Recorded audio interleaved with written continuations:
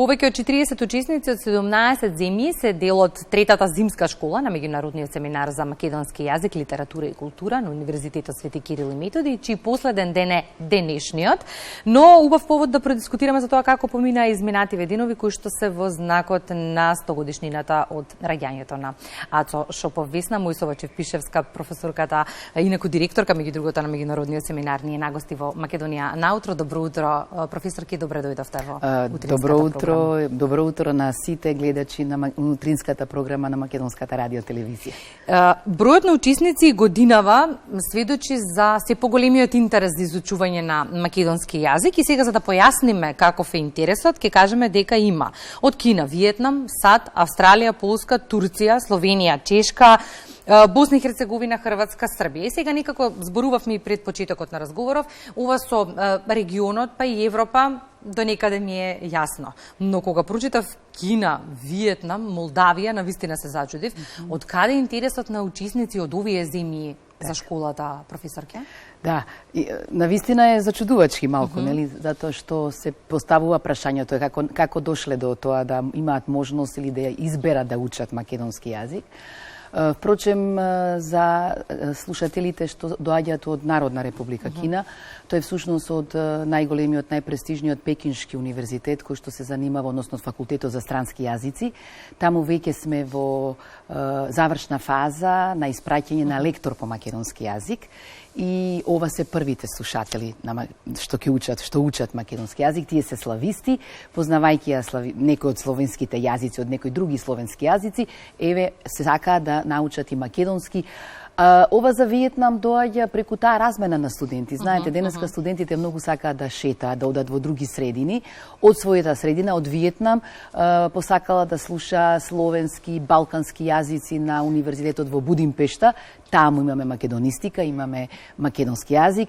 Ете, оттаму, учејки, доаѓајќи во Будимпешта, учејки во Центарот за славистика на Универзитетот во Будимпешта, земала македонски да учи таа кандидатка. Истото е со Молдавија. Студентката од Молдавија всушност студира во персонината на Романија, таму имаме исто македонистика и ете, така се случува покрај оние контакти што ги имаме со Соединетите Американски држави или со Австралија, а секако Европа е секогаш тука присутна, бидејќи имаме 10 лекторати низ Европа и уште 10 универзитетски центри каде што се изучува македонскиот јазик, литература и култура на повеќе нивоа. И секоја година фокусот меѓу другото се става на одредена личност чиј придонес за македонскиот јазик е неспорен многу значаен. Оваа година се одбележува 100 годишнината од раѓањето на Ацо Шопов. Коригирајте ме ако грешам, но чинам дека токму преку поезијата на Шопов, раскошот во стиховите може најдобро да се почувствува убавината на македонскиот јазик. Така. Ова станува веќе и традиција, значи самата школа да биде посветена, односно да се врзе со нешто. Не знам колку се сеќаваат вашите гледачи. Првата зимска школа беше целата во знакот на творештвото на Блаже Конески. Минатата година втората зимска школа ја посветивме на творештвото на Горан Стефановски по повод 70 години од неговото раѓање. 2021 беше по повод 100 години од раѓањето на Конески. Еве, како што кажавте, оваа година е по повод 100 години од раѓањето на Шопов. И имате право, затоа што всушност највисокото ниво на познавањето на јазикот е во книжевност, односно во поезијата уште повеќе. И тоа напредно рамниште, некаде околу 12 на слушатели, ја читаат, ја исчитуваат, ја преведуваат, работат, ја откриваат поезијата, велелепната поезија на Шопов, бидејќи кажавме во една пригода Шопов не е само македонски, туку е и европски поет. И во тој контекст сакам да продискутираме наредниве минути. Се смета за централна личност на македонскиот јазик и литература на 20-тиот век. Да. Впрочем, тој е оној кој што ги гради мостовите помеѓу македонската и странската литература. Сметате ли дека благодарение на третата зимска школа ќе добие Шопов многу повеќе преводи и ќе се чита во странските така е. Ние и на тоа се надеваме, затоа што сега ова што се работи, ние се обидуваме да го откриеме Шопов во песни кои што не се толку многу читани, преведувани. Така што ова ќе биде еден вид потик. Сите кога ќе се вратат назад во своите средини, прво да истражат што има се преведено досега од Шопов, а потоа да се зафатат и со нови преводи. И, еве, смена една убава идеја, таму некаде во текот на оваа година да оствариме едно издание на Меѓународниот семинар за македонски јазик, литература и култура при Универзитетот Свети Кирил и Методи, издание во кој што ќе го покажеме Шопов, односно неговото творештво на повеќе јазици, значи Шопов на неколку јазици, и јас искрено се надевам дека тоа ќе го оствариме и ќе го продолжиме, односно ќе го вратиме Шопов ако сме го заборавиле до сега. Она со што фасцинира поезијата на Шопов е нејзината актуелност. Пишувана е пред децени, имаме впечаток при секое читање дека ги отсликува актуелните состојби. Впрочем, за универзалноста на поезијата на Шопов зборуваат и многу интелектуалци изминатиов период. Тоа е нешто што не поминува. Така. Ние некако сме подзаборавиле што се Шопов остави во поезијата, посебно таа негова релација која што има со Македонија и кон Македонија. Има извонредни стихови кои што, ете, сме ги, може до сега сме протрчале преку нив, каде што постојано покажува таа релација на Македонија како дел од светот и што би бил светот без Македонија. Го има кај него тоа дипломатско, нели, бидејќи знаеме дека бил во еден дел од својот период од животот амбасадор, и секогаш се обидува да ги направи тие мостови. Особено, да речеме, кај него е многу силна таа релација кога како амбасадор во Сенегал се обидува да направи спој помеѓу музиката која што се слуша, таа африканска музика на там-тамот, со тапанот, македонскиот тапан, играта на тие, нели, африкански танци, со тешкото, македонското оро тешкото, она црна магична жена, со плачот на македонската печалбарска жена. Така што тоа, како што вели Шопов, таа судбина на Македонија станува и судбина на светот. И рете да споменеме дека цела година ќе биде во знакот на Шопов. Ќе имаме низа настани, покровител и председателот Пендаровски. Она што треба да го споменеме дека УНЕСКО меѓу другото ја поддржа годината во чест на Ацо Шопов на меѓународниот, на светскиот ден на поезијата. Простете, 21 мај во седиштето на УНЕСКО ќе има многу убав перформанс. Така, тоа исто се случи со Коневски, еве сега се повторува, 21 март е ден на поезијата. Зошто во тој ден да не одекне Шопов на повеќе јазици, зошто да не се сетиме на неговото творештво. И навистина Шопов е инспирација, Шопов е потик за нови исчитувања, нови преводи, а секако дека вие како телевизија ќе ги следите сите оние останати настани кои што ќе бидат врзани, нели, и ќе бидат во честното одбележување 100 години од раѓањето. И ако во еден сегмент од разговорот споменавме дека токму Шопов е еден од ретките кои што почнува да ги гради мостовите помеѓу македонската и странските култури. Ние сме должни тоа да го одржиме, продолжиме и интензивираме. Тоа е целта, меѓу другото, на зимските и летните школи, но тоа е целта и на лекторатите. За чиј интензитет многу се говори и се работи на нив периодов, што особено не радува. Да.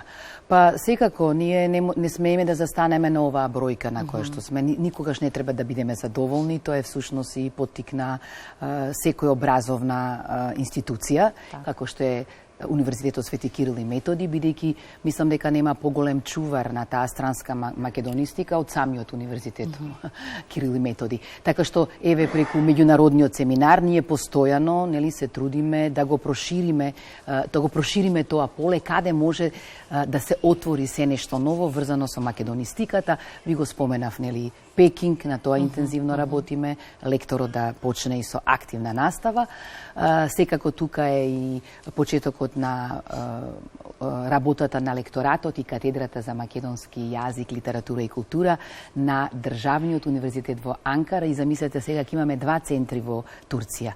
Покрај Истанбулскиот, кој што веќе 36 години интензивно работи и каде што е развиена на многу високо ниво таа македонистика, сега доаѓа и Анкара, и во нареден период секогаш тука се некои разговори од земји, нови земји, други земји членки на Српската унија, тука мора да ги кажам како Чешката република, како Словачка, не смееме да ги заборавиме и да го заборавиме и регионот, секако дека можеме многу повеќе да направиме од типот нели да ги позасилиме нашите релации со Република Србија и секако со Република Албанија, особено бидејќи таму имаме и малцинства наши кои што всушност и сакаат да имаат врска со своите универзитети од своите матични држави, но да имаат врска и со образовниот систем, односно со можноста да го изучуваат македонскиот јазик, литература и култура, а секако нели овој меѓународен семинар тоа треба да им го овозможи преку ова заложување. И велите, има интерес од странците за изучување на македонскиот јазик на катедрите каде што ги имаме низ светот. Меѓутоа, податоците за тоа колку нашите граѓани, односно млади луѓе, сакаат да го изучуваат македонскиот јазик и да станат професори по македонски јазик, е минимален. Кадри се намалуваат, за известно време, ако продолжи оваа тенденција, велите, ќе ги немаме. Така. Зошто е тоа така, професорка? Па, очигледно, за странците македонскиот јазик изгледа како екзотичен јазик. Значи, јазик кој што е, да речеме, привлечен. Земјата како Македонија како земја им е привлечна, таа е, еве мора да кажеме, библиски, има своја предисторија, има многу своји приказни, има убавини, има туризам, нели, можност за туризам, има можност за многу храна, се мешаат тука многу балкански стилови, многу држави. А ние некако не сакаме сите овие работи да ги видиме и секако младите се многу повеќе насочени кон други науки, особено кон техничките науки и намногу кон компјутерите, кон компјутерската нели технологија, но можеби можеме да најдеме и начини преку таа компјутерска технологија и да го поттикнеме развојот нели на македонскиот јазик. Впрочем, еве оваа зимска школа како се одвива? Се одвива виртуелно.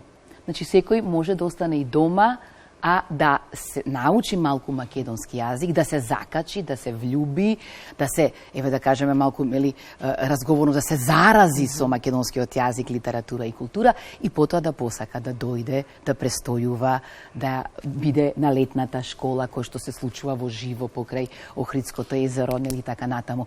А нашите младите, секако можеби тоа е некој воспитување и кај нас и ние имаме чувство дека секогаш зборуваме што ке ти е македонски јазик.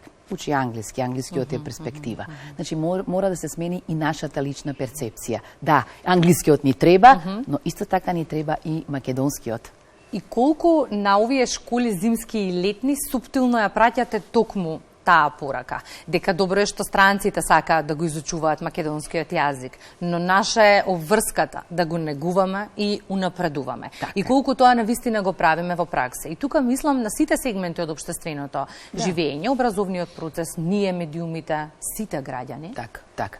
Па, пораката секогаш е таа една иста, затоа што, впрочем, и ако сакаме тие странски македонисти да ги научиме, односно да ги привлечеме, мора да имаме добри лектори, мора да имаме добри предавачи, мора да имаме добри познавачи на македонскиот јазик, домашни македонисти, кои што всушност ќе ги пратиме нели во светот и кои што ќе шира, да речеме, таа мисија за македонистиката.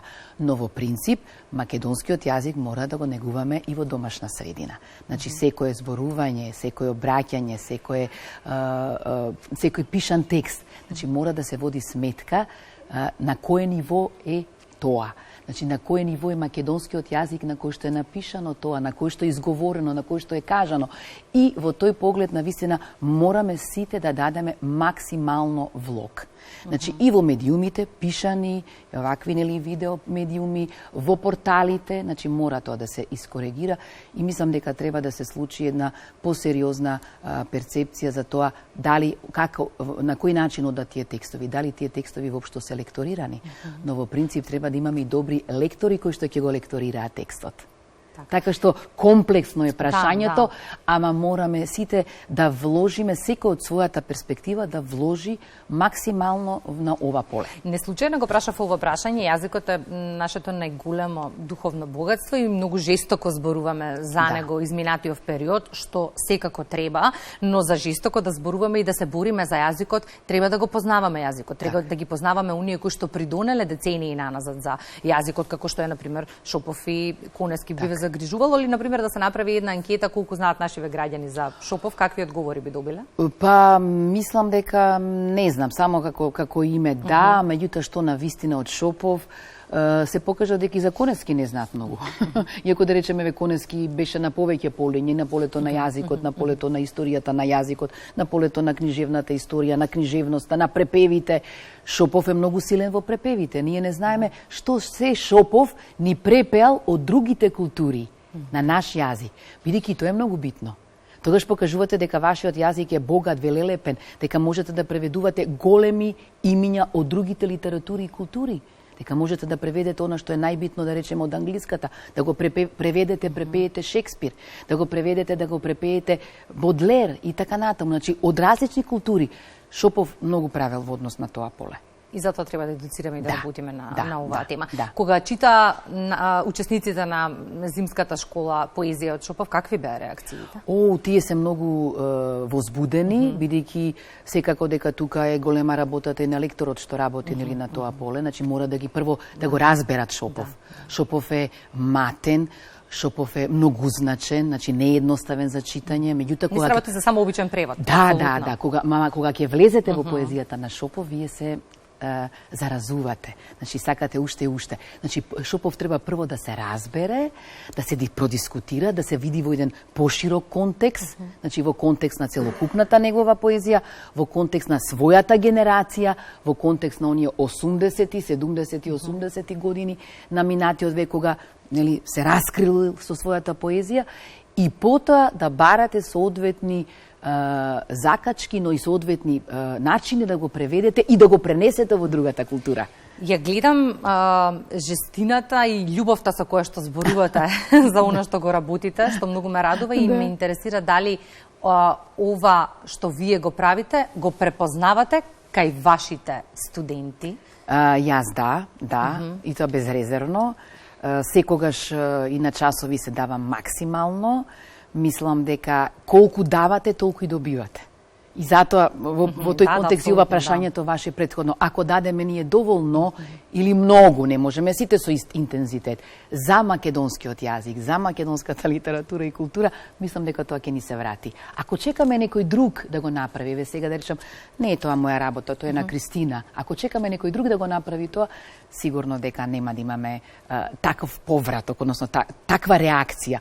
Така што да, јас во моите студенти гледам вистински потенцијали и имам неколкумина, не сакам никого од нив да одвојувам посебно, на кои што сум особено горда и мислам дека ќе ја продолжат, она што сум го почнала, таму да речеме како што сме, таму каде што ќе застанеме, некој друг да продолжи по тие стапки, таму каде што застанал Коневски, таму каде што застанал Шопов, јас да продолжам, по мене некој друг и така.